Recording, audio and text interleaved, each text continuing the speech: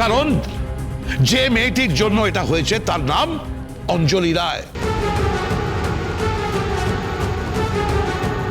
যার জন্য press, social media, news paper, television সর্বত্র সর্বত্র আমার মাথা নিচু হয়েছে।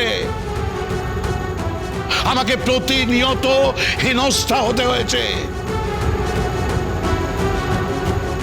ওই ওই ওই মেয়েটাকে তো আমি কলেজে রাখবো না। আর তার সঙ্গে ওই আরেকজন ওই এক প্রফেসর আর বাকি কয়েকজন মিলে। 1 মিনিট দাদা,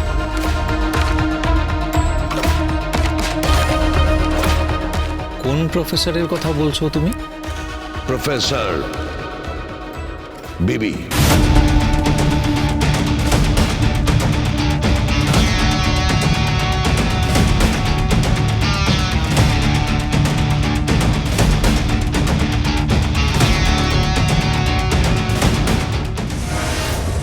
আমি তোমার কথা ঠিক বুঝতে পারছি।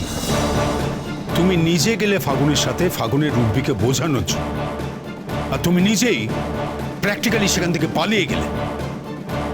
কি হলো? চুপ করে আছো কেন?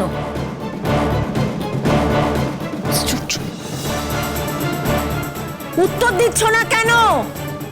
কিরে, কথা কাটাই আছে না? মেয়েটা বাড়িতে আবার কান্নাকাটি করলো, আজকে ও আবার অপমানিত হলো। আমি না বুঝতে পারছি না, তুই কি চাইছিসটা কি? হ্যাঁ, তুই এখান থেকে বেরোলি একদম মহান হয়ে, বললি আমি আমার বোনের সমস্ত প্রবলেম সলভ করে দেবো, আর ওখানে ওখানে যেই মুহূর্তে ছেলেটা এলো উনি পালিয়ে গেলি। কি চাইছিস তুই? কি চাইছিস? বিদ্যা, আমিও ঠিক বুঝতে পারছি না যে তুমি ওখান থেকে চলে গেলে কেন। কি হয়েছিল বিদ্যা? কি হলো শুনতে পাচ্ছ না? কথার উত্তর দিতে পারছো না? তুমি কি শুনতে পাচ্ছ না নাকি? চলে গেলে কেন? আর কোথায় বা চলে গেলে? তুই চুপ করে আছিস কেন? হ্যাঁ, উত্তর দিচ্ছিস না কেন? আমারও খুব খারাপ লেগেছে। ফাগুনটা কান্নাকাটি করছে। ও ঘরে ঢোকার পর থেকে ওরকম কিচ্ছু খায়নি, লাঞ্চ পর্যন্ত করেনি। তাতে ওর কি? ওর তাতে কি যায় আসে? আমার মেয়ে মরলো কি বাঁচলো তাতে তো ওর কিচ্ছু যায় আসে না। কেন গিয়েছিলে ওখানে? কেন গিয়েছিলে বড় বড় কথা বলে? কি বলেছিলে মনে আছে তোমার? মনে পড়ছে? তুমি একটু দাঁড়াও। কি হলো? চলে গেলে কেন তুমি? কেন পালিয়ে গেলে ওখান থেকে? মা,